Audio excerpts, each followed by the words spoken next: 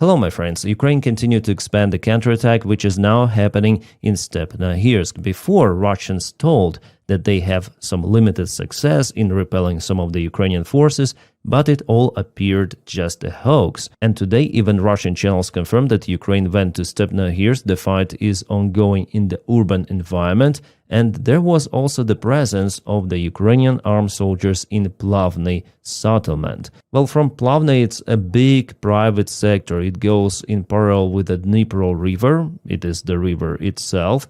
And there is still the presence of small groups of the Russian soldiers through those streets in the small households. But Ukraine does everything, using drones, using infantry, even some of the armored vehicles to repel Russians from this area. Like Ukrainians did it before in Lukyanovsk. There was an attempt of Ukrainian army to go there in a small counteroffensive operation, also in other settlements in this place. With the help of the surveillance drones, all of the Russian groups were spotted and annihilated. I already reported about it in my previous videos. So fantastic job. And now let me show you a Russian map from the Russian military bloggers where they say that there is the risk for them to be trapped and cut from supplies. Yeah, here we go. That's the Russian map from the Russian Z military blogger Rebar. As usual, there's lots of the information here, but they zoom out or zoomed in this place over here to be more precise. So they confirmed the Ukrainian armed forces presence in Plavny settlement. So the situation, as they show, is even worse for them than some of the pro-Ukrainian analytics show. Here they basically confirmed that the part of their group was basically cut from supplies in Plavny, and moreover Ukrainian forces continue to move southbound. They have even the confirmation of the clashes ongoing. But in Stepnohirsk they say it's mainly in the red zone. However, Ukrainian armed forces also started the counteroffensive here right to the settlement, even according to the Russian channels. Plus, Russians confirmed that their forces were repelled from Lukyanovsk. Fantastic news, my friends. So the counteroffensive is not just happening in the eastern direction of Zaporizhia Oblast or partially in Dnipropetrovsk Oblast, but also in the southern area not far away from Kamensk and on territory of Stepnohirsk settlement. This settlement is constantly boiling. Russia sends more reinforcements. Ukraine uses aviation gliding bombs, lots of the drones, and even infantry nowadays. And there is even a Ukrainian convoy was spotted on the way to Stepnohirsk. Armored vehicles, MRAPs, several of them, at least 3 from what we see on this video, some of the mines on the road, but none of the vehicles were destroyed on the way. We don't have this confirmation at least. The video was published by Ukrainian crew, and this is the military intelligence operation of Ukrainian army. You might see that vehicles spread around the territory, not to concentrate the forces at one place, and the weather was chosen exactly properly. You may see fog, some of the moisture, it's very wet weather out there. A very interesting operation of Ukrainian army. They landed infantry forces in Stepnohirsk and went out from the place. And here we have the confirmation of the particular crossroad. It means that Ukraine managed to propel forward quite far, and it also means that the settlement is mainly in a gray zone. My friends, an important message. Please press your like right now while you're watching this video. It is very important to propel video and entire channel in algorithms. Thank you so much for it, and also don't forget to subscribe. It's for free. Just press subscribe button so you'll have next time my video in your feed right away. And separate thanks for my Patreon supporters and members of the channel. Guys, thank you for making my content possible. Guys, if you want to support channel in that way on Patreon, the link for it is in the video description right below. For membership, you may press button join somewhere over here. Thank you so much. Let's continue. Well, at the same time, in the eastern side of the Zaporizhia region and also Dnipropetrovsk Oblast, the Ukrainian offensive slowed down gradually. I'm not saying that the maximum possible territorial gains have already been reached by Ukraine, but the peak of the offensive action, I think we already passed. Maybe Ukraine will be just successful in cutting Russian forces from Zlagada, and I know that Russia started the withdrawal of the forces from this area, and the question goes for Berezova, because just not long time ago Ukraine liberated Ternova and Kalinivsk. Russia tries to use also drones and aviation strikes not to let Ukrainians to create bridgeheads in two of those settlements. At the same time, with the counteroffensive action, Ukraine loses more vehicles, and with vehicles, I guess infantry forces as well. Also on the way, you see, on the way to reach positions. So the problem for the Ukrainian army is the same as for the Russian one, drone kill zone. And just with the help of the very bad weather, forces might advance without being noticed by surveillance drones. For this reason, yes, just recently 3 of the vehicles are minus for Ukraine, because in every sort of the assault operation you use either vehicles or you send infantry walking. But Ukrainian tactics towards their own soldiers is not that violent as from the Russian side, so our guys are moving in MRAPs, BMPs, in everything that might protect our guys from drone strikes. And one more confirmation that even the Kremlin-aligned propagandists are now acknowledging the Ukrainian counteroffensive against the occupying Russian forces. Well, this particular counteroffensive, I would say, is more or less successful, yeah? So not many losses, Ukraine gains the territories, Ukraine pushes Russians away from the main defense lines, Ukraine takes initiative, advantage. It is good. Those are the great news. In the south direction, the question goes for Gulai-Pole, whether Ukraine is capable to really push Russians away from the settlement. I would put it under the question, and all of those symbols are Ukrainian drone interceptors that hit aerial targets which Russians send to target Ukrainian logistics. As you might see in Gulai-Pole, Russia is also using aviation gliding bombs. They upgraded their bombs recently with the jet engines. That tuning increased the range of the shells dramatically, so Russian aviation is more or less safe right now, but sometimes they also have losses. Recently, I think the last week, Russia lost one of the Sukhoi 34. So in general, about this direction, Ukrainian counteroffensive still continues. It slowed down in the eastern side, but in the southern area, not far away from Stepnogorsk, it has some of the perspective. Alright, some changes happen in Constantinivka direction. Russians blown up the dam over here, and the water went to cut Ukrainian supplies. At least one road was cut. It's kind of important because before Ukraine supplied logistics here, but now it's not possible, only this northern way, and through this bridge, maybe it's there, maybe not. And that's another bridge over here, so it's kind of complicated, and it gives Russia more opportunities or chances to concentrate drones in some specific areas and hit Ukraine, I would say, more precisely or with less resources which they used before. So here's the dam, the particular video of the Russian aviation gliding bomb. They destroyed the place, definitely, the dam itself, and water went to flood the area. For sure the dam is broken, and here you can see the stream of the water coming. So it's been confirmed by the aerial footage drone video. Well, in general, in Constantinivka, Russia is very active with artillery, drones, and bombs. They also move quite a bit, expanding the gray area with the small infiltration attacks. So Constantinivka, the situation is getting hard for Ukraine. Well, Russians also have losses. For example, they tried to go with a tank assault here. Let's check out this footage. Yeah, at least one tank was stopped and finished.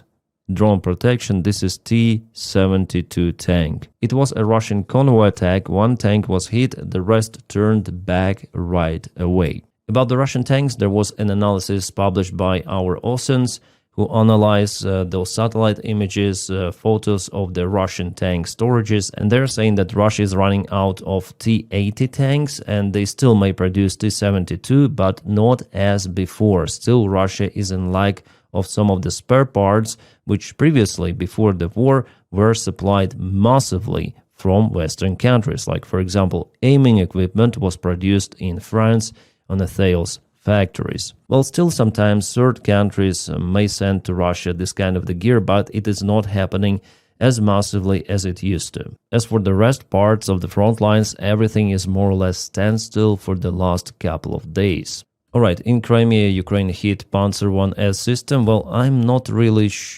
probably it was hit, maybe not, because here on the camera we see that the cross itself is a little bit further from the system, but Ukrainian military command reported as this one was destroyed. The system was deployed not far away from Gvardeyska airfield, which is one of the main Russian bases in Crimea. And here we have one more strike, definitely the confirmation it is burning. This is S-400 system, very capable Russian air defense, the best one they have. It has a nickname Triumph, and not just the launcher was hit, but also radar. Ukraine has an advantage over the Russian side in using of the long-range drones like FP1 and FP2 because they are equipped with Starlink antennas. The Starlink mini antennas are very small, portable, could be installed on ground vehicles, on aerial vehicles. Russians also use them in their drones, but now not any longer, and you may understand why. The Ukrainian Defense Minister Fedorov made it happen.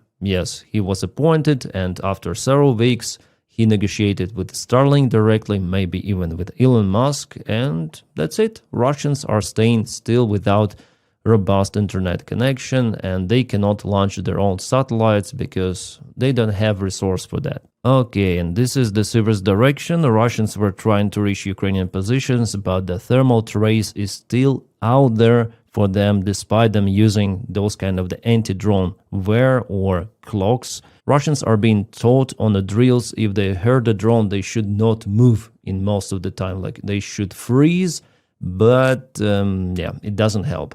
Especially in this kind of the case, winter time, a very big difference in the temperature, and they're very well visible in this drone thermal camera.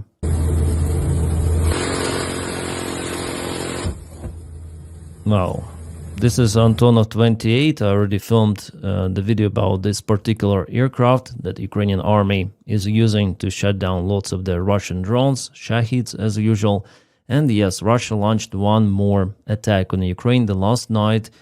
Well, what can I say? Ukrainian air defense was really effective this time. I think Ukraine is using more of the drone interceptors. Here we have the map of the Russian attack on Ukraine. Lots of the drones, also cruise missiles, and even cruise missiles allegedly were shot down by Ukrainian drone interceptors, not just standard air defense systems. Well, this information was published by some of the Ukrainian publics. I need to cross-check it.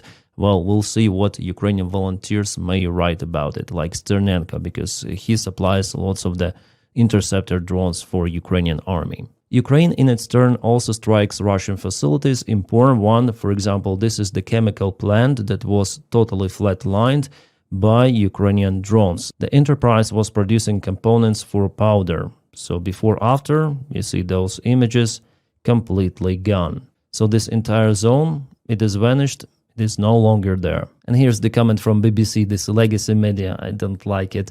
7 unalived in Ukrainian drone attack on Russian factory. Ooh, such a big harm, 7 persons. Luckily we have a community note. The factory produced chemicals that can also be used to make explosives, as reported in the cited article. So here, the article they publish. Anyways, you see how from one perspective they say, oh, Ukraine unalived someone in the factory. Oh, just a factory, a random factory, right? BBC. Well, judging on the kaboom that I showed you already, satellite images, it definitely was the factory that was producing explosive materials or components, chemical ones. But Russia strikes Ukrainian malls. Like, for example, epicenter in Zaporizhia was hit the last night, and unfortunately the vast part of the storage is completely gone. Alright, this photo comes from Novorossiysk port of the Russian Federation.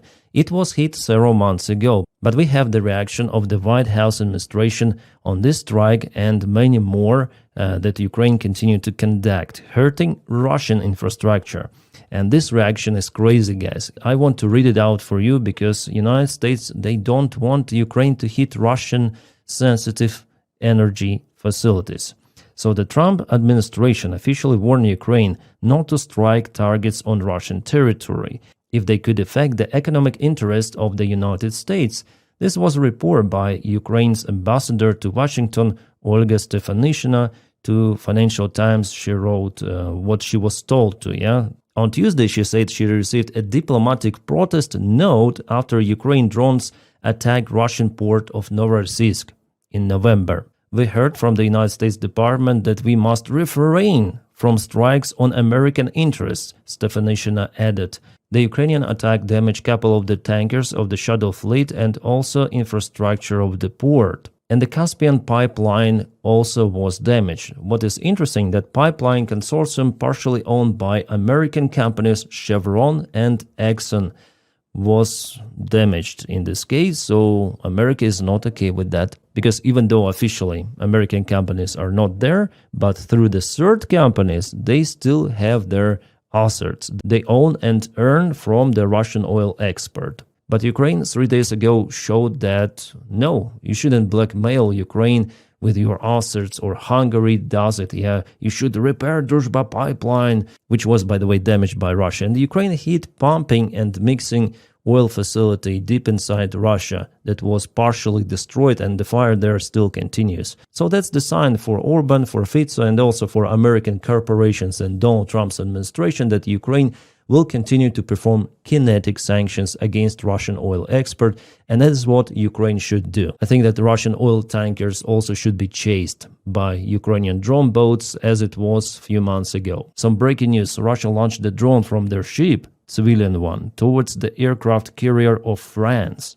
A Russian drone launched from a nearby vessel approached the French aircraft carrier Charles de Gaulle, currently docked in Malmö, Sweden. Swedish military forces successfully jammed the drone, causing it to crash into the sea. They do not specify a type of the drone or its size, but definitely it was a Russian provocation for surveillance mission, or just dummy drone, or maybe it was carrying something. I hope that they will find out, and I guess that this ship and its crew should be detained in Sweden. Well, the news are very fresh, published just 19 minutes ago by World Source News, and other media sources also report about it. This is concerning. So Russia still goes on provocations against NATO military in this case. The air carrier belongs to France. And in general, the number of the Russia-linked hybrid attacks in Europe has increased sharply since mid-2025. The global analysis reports Poland remains the most affected country, but also other incidents report in France, Lithuania, Germany. Again, it shows the direction of the Russian regime. They don't want to cease fire, they don't want to negotiate, they just want to escalate in Ukraine, and not only. Okay, Russian press is saying that at the very beginning of April, Russia will block Telegram completely. Now it's been restricted, slowed down for the messengers. You cannot share some of the pictures, video information on territory of Russia at least, but with VPN it is possible still. So Russia wants to block it absolutely, because Russian military bloggers, they start to use VPNs and they post what they usually post there. It tells that Putin is really serious in blocking this very important channel of getting proper information for Russians. And they may just watch, in this case, their propaganda TV that tells absolutely bullshit, or Messenger Max. On Messenger Max, even Russian military bloggers are quite restricted, and the criminal cases are opened against several of those bloggers. Crazy, but it is happening. Guys, I'm gonna keep you updated on the situation in Ukraine, and not only, because soon maybe it's gonna be a special military operation of American forces in Iran. We'll see. Iranian proxies like Hezbollah has reported about next 72 hours, and the air carrier is going now closer to the Israeli coast. The second air carrier Herald 4, so potentially United States have absolutely everything to start this operation. The talks in Geneva are still ongoing. Witkoff Kushner, also by the way Ukrainian side, later on they have the meeting with the Iranian side, Russian side, but I do not believe that diplomacy would work in this case, especially with Ukraine, especially with the White House administration and incompetent representatives of Donald Trump like Kushner and Witkoff, especially Witkoff. Who are they? No one knows, just some of the special envoys, non-officials of the Department of State. Crazy. They will not resolve the war in Ukraine. They cannot do it. And Iran, the same. So I guess that the United States will use its army. If that happens, of course, I'm going to keep you updated. And guys, please don't forget to press your like to this video and also subscribe for the channel, because by doing so, you propel video and my entire channel in algorithms. And special thanks for my Patreon supporters and members of the channel who are making this content possible. Guys, you're just outstanding. Without you, my job wouldn't be possible. Thank you so much. My friends, I wish you all a peaceful sky wherever you are, and have a great time.